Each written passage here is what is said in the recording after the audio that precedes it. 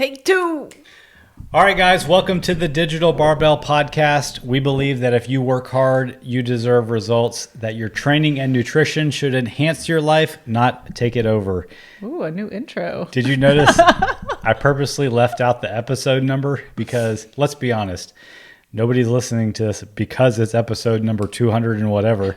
Plus, it saves me the step of having to open our app, figure out what episode we're on. New format. So that's what's going to happen from now on. So anyway, I'll still post the episode number when it goes to out for distribution so they stay in order, but we're not going to fixate on what episode number. We're not stopping anyway, so why number them? But we have 1,288. Right. Oh, then I will listen to this one. We have a great episode for you today. This episode is called 8 Things That Will Get You in Incredible Shape. How's that for like a BuzzFeed? Ooh, I mean, if somebody told me that, I'd be like, where do I sign up? I can do 8 things. With all the things out there, I can do 8 things.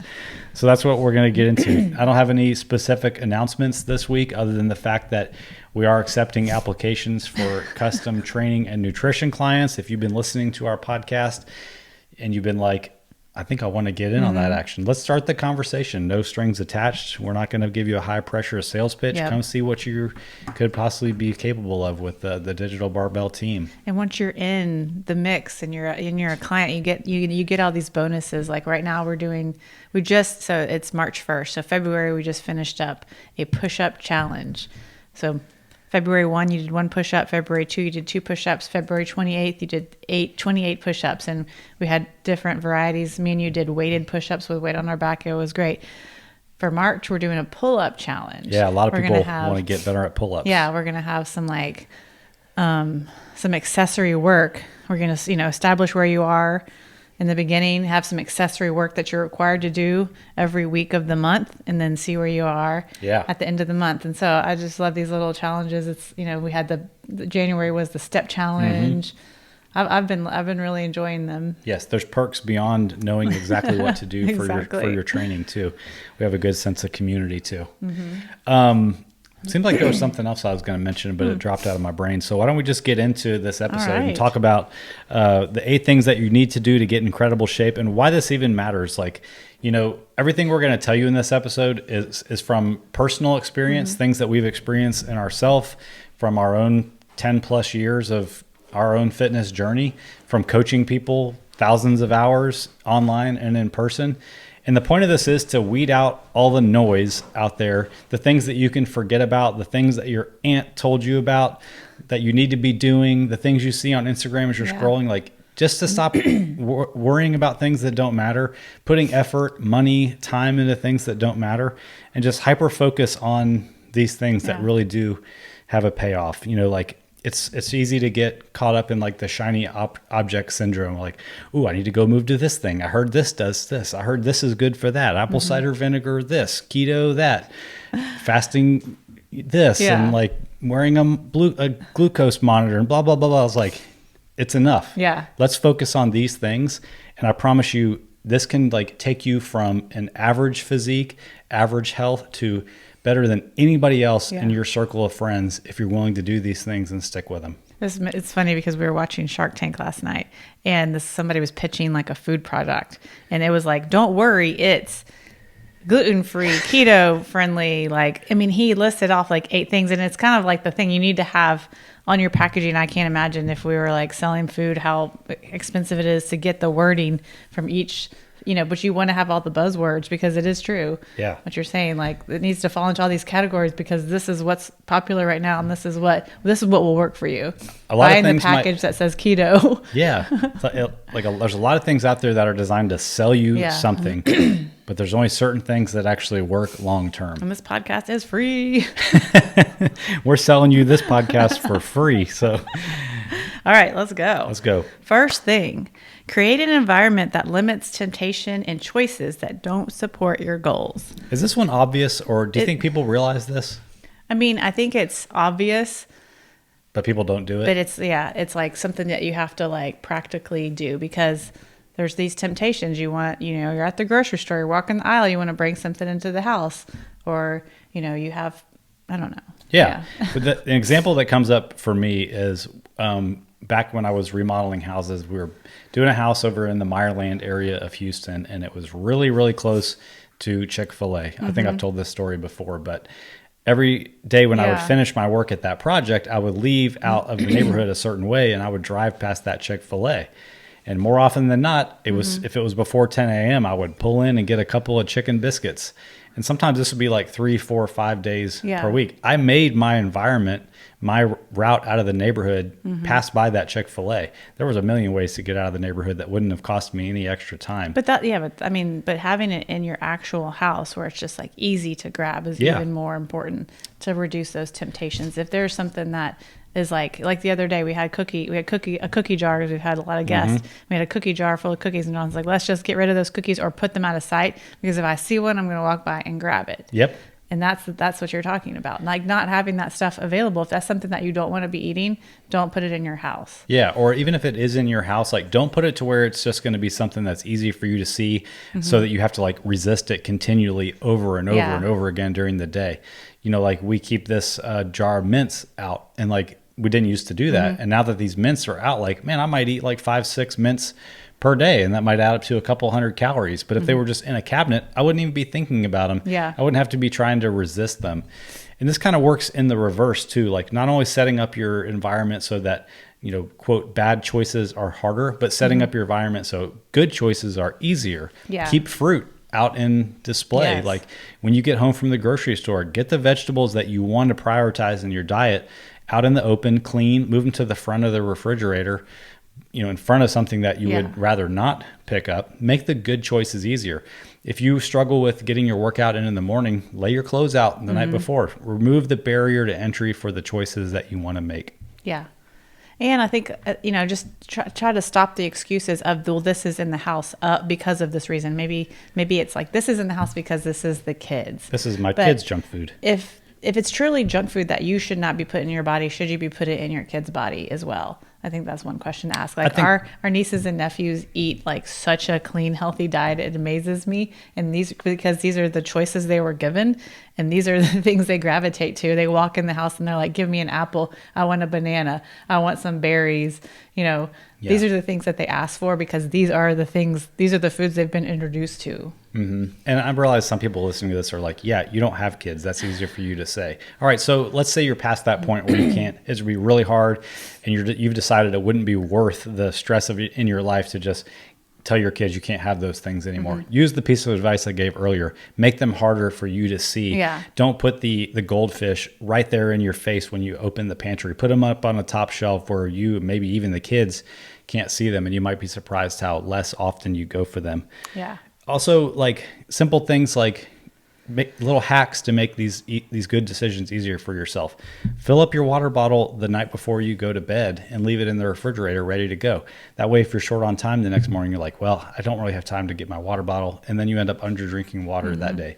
Get a rice cooker so you can cook rice. Make that decision easier for you earlier in the day.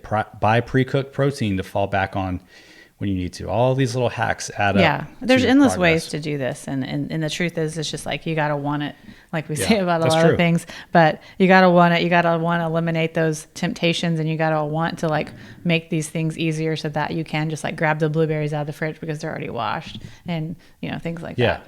Last thing I'll say about this is, as I think about people that like achieve great things with their fitness and our most successful clients, they do this thing. There is not really a way around this because nobody has endless amounts of willpower, discipline. It's going to require those things, but the people who are the most successful, they don't skip this one. That's all I'll say about that.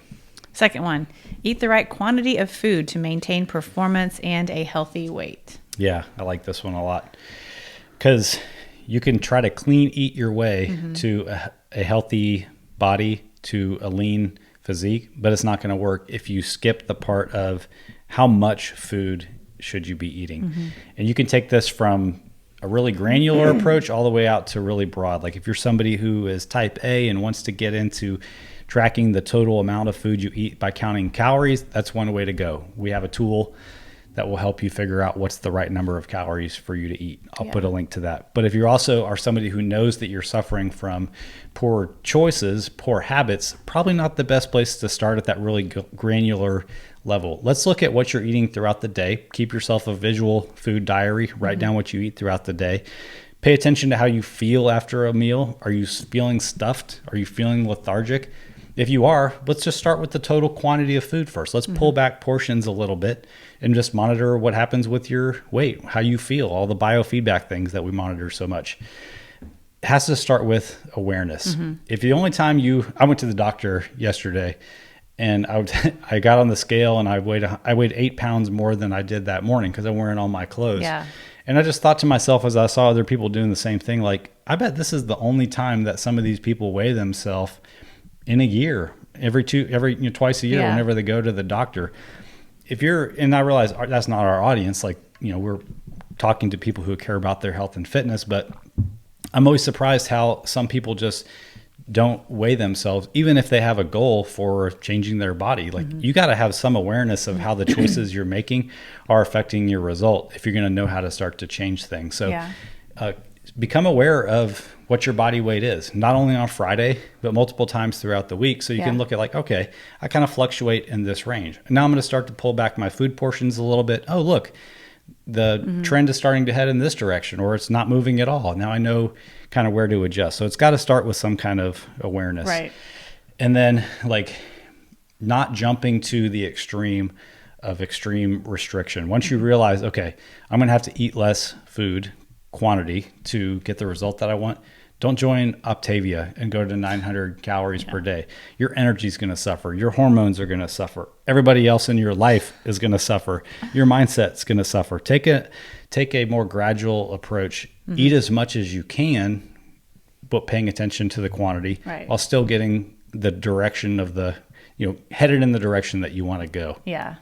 And paying attention to not only what you eat daily, but what you eat like in a week and in a month, because those things matter too. It's like, maybe if you're just like, I eat pretty good Monday through Thursday. And then what happens, on those days where you don't eat pretty good, all that counts. So your daily, weekly, and monthly average. Yeah. I mean, I guess we should do an entire podcast sometime on like the weekend warrior syndrome. Yeah. I mean, it's probably one of the most common things that holds people back, but yes, all those calories that you eat on the weekend certainly count towards your weekly average. Yeah.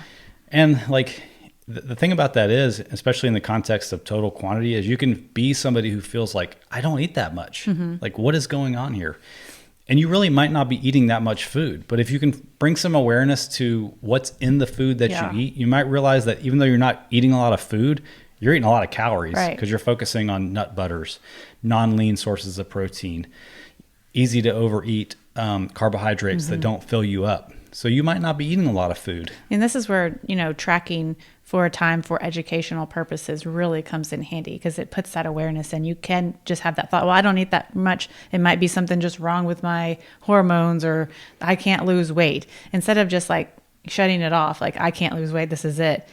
Starting to track your food, having some awareness of what is actually in the choices that you're making. Sometimes we have no idea the amount of calories that are in something, especially things that we intake that we don't make when we go out and we order stuff. Anybody ever had granola? Everybody ever looked how many calories are in granola? And have you ever measured, in measuring things like that really brings awareness. We go back to our plantain story all the time that we used to just snack on these plantain chips that we thought were just like, oh, these are plantain chips. It's practically a banana. We got them at Trader Joe's. They have to be healthy. Trader Joe's is not healthy, but it's a grocery store. But we, came to find out we're eating like 800 calories of plantain chips while we're making dinner, Yeah. The last thing I should say about this is, because in the advice we gave was eat the right quantity of food to maintain a performance and a healthy weight. If you think you're going to starve yourself down to your ideal body, your performance is going to suffer. And the reason that matters is because your gym performance is going to be the driving thing that, besides your nutrition, it's going to be the thing that changes your physique as you get leaner. If all you do is diet on the lowest calories possible, you're never going to be able to have productive enough workouts to build the body that you want. So like I said before, you want to eat as much food as you can while heading in the right direction as you're supposed to be headed, so that you can fuel your workouts adequately to change your body.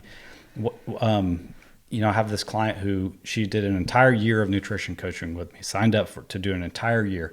And that's been fantastic because we've gone through these dedicated phases of building and leaning out and building and leaning out and maintaining through holidays and all this stuff. And she has really grasped this idea, and she's using all the calories that she's able to eat now to fuel these workouts. And it's just absolutely changing her physique, not only in the 9 months that we've been working together so far, but now she understands the process of it and the benefit of eating for performance. And that's going to just set her up for being a completely different person in 5 years. So, and she'll be able to do it on her own. Yeah, that's the goal. Yeah. All right. This next one doesn't really take a lot of explanation, I don't think. It's pretty self-explanatory. Oh, I can like just ramble on like usual. Get ready. Okay. Drink enough water, eat lean protein, eat a variety of nuts, fruits, grains, and vegetables. So drink enough water, eat lean protein, eat a variety of fruits, grains, and vegetables. Yeah. I think one of the important things about this is we just told you all of the positive things that you can focus on to improve your health, body composition, performance. We didn't say, don't eat this. Don't eat this. Avoid this. If you focus your nutrition on mainly these things, you're going to feel so good. The results are going to start coming in so hot that you're going to be like, I want to eat more of these kinds of things because I'm getting the result that I wanted. Yes. And the reason all this stuff works is because these are the basic things that fuel you with the right breakdown of macronutrients and micronutrients. Everything in your body just works better. Yeah. I talked about having awareness about the total quantity of food that you eat and how that makes you so sleepy when you eat a big meal that's super high in complex carbs and sugar. When you focus your diet on these things that we just said, you don't have these big ups and downs and swings. You just feel amazing without even having to put an overemphasis on the quantity. Yeah, and you don't have to put an emphasis on the negative, on the things like, it's not like take away. You don't have to go into it thinking, I'm going to have to take away things that I like to eat. If you just focus on adding in enough water, making sure that you're getting enough lean protein, making sure that you're getting some fruits and grains and vegetables every day, by the time you've added all those things in, there's not going to be that much more room for the other stuff. So it kind of takes care of itself, and you're not working on the negative of elimination. You're working on the positive of like adding all of these things to your diet. And it can be fun. And it can be like, well, what can I create, with some lean protein and some vegetables tonight for dinner? Yep. And what can I snack on that is a fruit and a grain, Yeah. It's the beauty of EC's 800 gram challenge is it's not a diet based on restriction. It's like adding in 800 grams of fruit and everything else takes care of itself. It's genius. I wish we had thought of it. All right, next one. Lift progressively heavier weights at 80% or more effort 3 to 5 times a week. We say this one a lot. Yeah, because again, it's one of the 8 things that will get you in incredible shape. And it's one of the things that even people who exercise a lot, they skip this one because I work out, I exercise. Isn't that good enough? Right. Not really. Not if you want to, get in incredible shape. If you want an average physique, if you want average health, you want average results, then just continue to exercise without tracking your workouts and knowing if you're progressing. Yeah. Because you said lift progressively heavier weights. What does that even mean? What does it mean to lift progressively heavier? As your body gets stronger, you're going to need to add some either weight to those dumbbells or weight to that barbell. So your weights are going to progressively get heavier as you continue to work out and get stronger. And the reason for that is because we adapt to the stress that we put our body under, and that adaptation is what causes our body to change. So if you just go to the gym and do a random workout every day, or you go do your quote routine of 3 sets of 10 at this weight, that's my workout. After you do that for like a month, 2 months, you're done adapting to that. You have peaked. You will stay the same as where you are. And if you like where you're at, that's one thing. But if you aren't Yeah. If you don't like where you're at, you've got to keep progressing. Right. You got to keep taking advantage of your body's ability to adapt. The reason that we say the 80% effort is that this is something that can allow us to do this for a long time. We're able to like put this stress on our bodies, but then still recover from it. If we're lifting at this near maximal effort every day of the week, our bodies will run out of recovery resources and we won't be able to continue to do it day after day, week after week, month after month, year after year. And if we're working at 50% capacity, we're not causing enough stress to our body to actually see the changes that we want. Mm-hmm. Yes. And then 3 to 5 times a week. Yeah. Self-explanatory. Well, and like the reason this matters is because by doing this consistently, you're building the base of your strength and you're building the base of your physique. We did that 2-part podcast episode with Andy Baker called Strength as the Base of Your Physique, one of our most popular podcast series. And what we talked about was like, this is the thing, doing this strength training for the rest of your life is the thing that builds the base where everything else about your health and longevity stems off of. Right. So that's why this is a foundational part of not only changing the way you are now, but setting yourself up for longevity in the long run. And so the fourth one and the fifth one kind of tie into each other. And I think it's why like the way that we write programming for people works so well. So the next one is get your heart rate up 3 to 5 times per week at varying intensities. So, that's like looking at some like longer duration, 20-minute or more steady state. That's doing some like intense, 8 to 12 minute metabolic conditioning workouts where you're really getting your heart rate up. That's doing some sprint work. Yeah. And throughout your week, varying those intensities.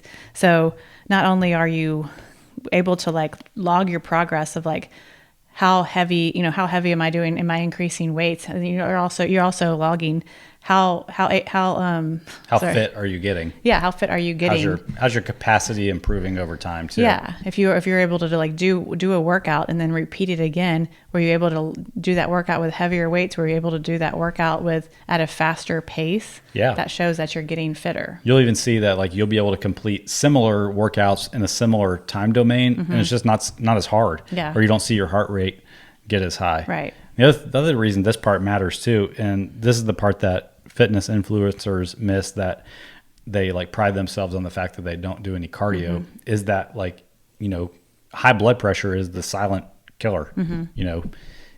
You could be somebody who only lifts weights and you could look really good, especially if you're on steroids. But if you're not doing anything for your heart health, which is also a muscle, like what's the point? Like, we're not trying to be all show and no go. We want to be healthy also. And like, don't pride yourself on the fact that you did this with no cardio. Right. There's other benefits besides that, building mental toughness and stuff, but it's not sexy to avoid doing conditioning. Yeah, I mean, it's part of being a healthy human. If you're walking, you're walking around like the mall or something, and you look jacked, and people are like, "Oh, this guy works out," and then you hit the stairs, and you're just like winded going up a flight of stairs. It's like, oh, does this guy really work out? Yeah, this is the kind of stuff that like makes you fit for life. Yeah, you got to go run after Buttons when she takes off down the road. Like, this is what makes you be able to perform. Like your mom being able to chase the grandkids around, us being able to go for a spontaneous hike and not die, to go to an all day concert and be on our feet all day and not have a problem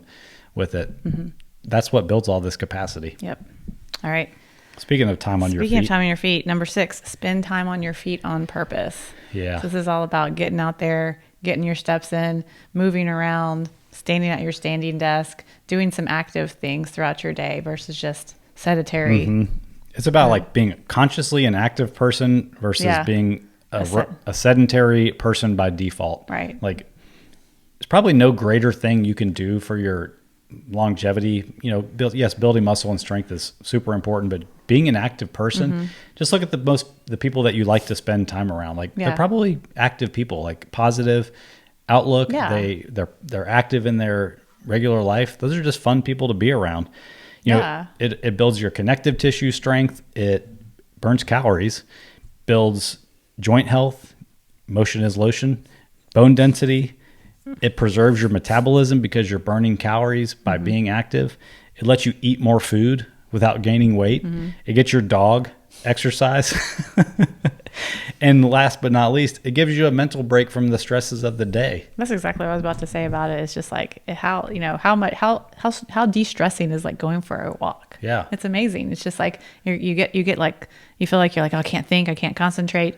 Get out there and go for a 10-minute walk. And it's like, things are completely different when you come back. Yeah. I think some of your best times with me are when we're walking. That's true. Let's go for a walk after we finish this episode. Next one. Sleep a lot and fill your head with positive content. I like that. Yeah. Throw that little content thing in the end because there's so much negative content out there. Yeah. Sleep is like the thing that is the linchpin, the keystone of the arch of fitness that nobody's talking about. Mm-hmm. There's like, man, I'm putting in the hours in the gym. I'm eating clean, training dirty, but I'm not getting the results I want. Sleep. How much are you sleeping? 5-6 hours per night. Okay, well, there's the problem. Yeah. Like that's such a trickle down effect in everything. Not only like on the mindset side, but I mean, they've done studies where cognitive function just drops off like crazy even after one night of poor sleep. Mm-hmm. Insulin resistance drops off. The hormones that control your hunger and satiety are all out of whack. Yeah. You ever had like a bad night's sleep and you're like, why am I so hungry today? That's why. Yeah. And everybody knows the things they're supposed to do for better sleep. Have a dark, cool room. Have comfortable bedding. Don't drink alcohol and caffeine before you go to bed. Don't scroll on your phone or watch TV before you go to bed. Everybody knows, everybody listening to this is an adult. It's just going to take a conscious decision to actually put these things in place. Yeah. Start with 1, start with 2. Commit to doing those for a couple weeks. Mm-hmm. Maybe it'll be like everything else in fitness where you see the result you're getting and it motivates you to do even more. It kind of made me think of like, was our niece and nephew were just here, and it's like little kids have a nighttime routine. Yeah. And that's how they know it's time to like wind down. They get their baths, they get in their jammies, they might read a book or, whatever they do to get wound down. And then their body is like, okay, I know that it's time to sleep. And then as adults, we don't do that. We'll go like 100%. And then we're like, okay, why can't I fall asleep? Right. It's because we didn't do that quote nighttime routine. And it might sound silly, but it really does make sense. Yeah. It could even be like something simple, like, having a hot cup of tea 45 minutes before you're going to go to bed. Mm-hmm. Starting to read a book 15 minutes before you want to go to the bedroom. Just something that makes you a little sleepy. Yeah, or to go through the ritual. Go through the ritual, I'm about and your to go to sleep. It tells your body this is what we're about to do. Yeah, it's like kind of like you have a pre-workout before you work out because you're cueing your body. This is what we're about to do. Let's get ready. It's the same idea. Yeah. I'm right now, me and my brother are both we're doing no alcohol for the year of 2023. And I've never done this before. I mean, I've never taken Even this. when she was like 10, every day was started and ended with a drink. And I always did kind of think like, oh, having a glass of wine at night, that like helps you sleep, right? Like that's, kind of gets you a little sleepy or whatever. I have never, it's only March now, but I have felt so good. I have slept so good. Not like, even if I wake up in the middle of the night, I go back to sleep so easily. And it's just like, I don't know that I'll ever go back, but it's just, my sleep has been the biggest thing that has been affected by not having alcohol. For sure. That I'm really surprised about. Yeah. And my performance in the gym, obviously, because that's crushing you. I'm just kidding. Don't worry, guys. I'm sliding some NyQuil in to her. My nighttime tea. And I'm like loving tea now. I'm like, how much tea is too much tea now? If it's so much that you're getting up to pee 10 times per night, it's too much tea. All right, last one. Let's go. Number 8. Keep going. Yep. Consistency. So you guys would not have believed how well I brushed my teeth the other day. I mean, I got a brand new toothpaste that said it was the best. It was certainly the most expensive. I got a new toothbrush that you have to plug into a USB charger. No, you didn't. And I brushed my teeth for 15 minutes straight. And I'm pretty sure I'll never have to brush them again. Right? That's how it works. No. That was a good example, though. You have to keep doing the thing if you want to keep getting the result. If you want the teeth. If you want teeth, you can't brush them one time. You got to chip away at them every single day. Put in the 2 minutes. Yeah. Your spouse doesn't love you because you gave them flowers one time. They love you because you show up for them every day. You listen to them when they need to tell you something. You participate in the relationship little by little. This is the reason they trust you and that you have the result of having a loving relationship. It's a process. Mm-hmm. And the same thing is true with everything on this list. You could do everything on this list one time perfectly. You could do it 10 times perfectly. Nothing is going to happen. Mm-hmm. The only way this stuff works is if you commit to doing it consistently and you don't stop when you screw up. Yeah. You are going to screw up something on this list. Even if you finish this episode, print it out, get a tattoo of all 8 things on your chest, and every morning you sit there and read it, you're going to screw up. But you have to get back on track, and you have to keep going if you want to get the result. Yeah. All right, let's recap them real quick. 8 things that will get you in incredible shape. If you do these and you focus on this, you cannot lose. Let's go. First one is create an environment that limits temptation and choices that don't support your goals. Preach. The next one is eat the right quantity of food to maintain performance and a healthy weight. Can I get a hallelujah? Next one is drink water, eat lean protein, eat a variety of fruits, grains, and vegetables. Amen. Next one is lift progressively heavier weights at 80% or more 3 to 5 times per week. You got to want it. The fifth one is get your heart rate up 3 to 5 times per week at varying intensities. Go get it. Spend time on your feet on purpose. No slacking. Sleep a lot. Fill your head with positive content. Stop the scroll, baby. And just keep going. Amen. That was great. High five. Bookmark this one. We'll this will be a benchmark episode in the future, I promise. All right. We'll end it there. Hope you guys enjoyed this episode. Hey, do us a favor. If this was helpful to you and there's somebody in your life that you know could benefit from this common sense advice, take a screenshot in the app you're listening to this from, post it in your Instagram story, tag a friend, hit the button where you can share this episode, spread the love. Let's get everybody on the same page. All right. You guys have a great day.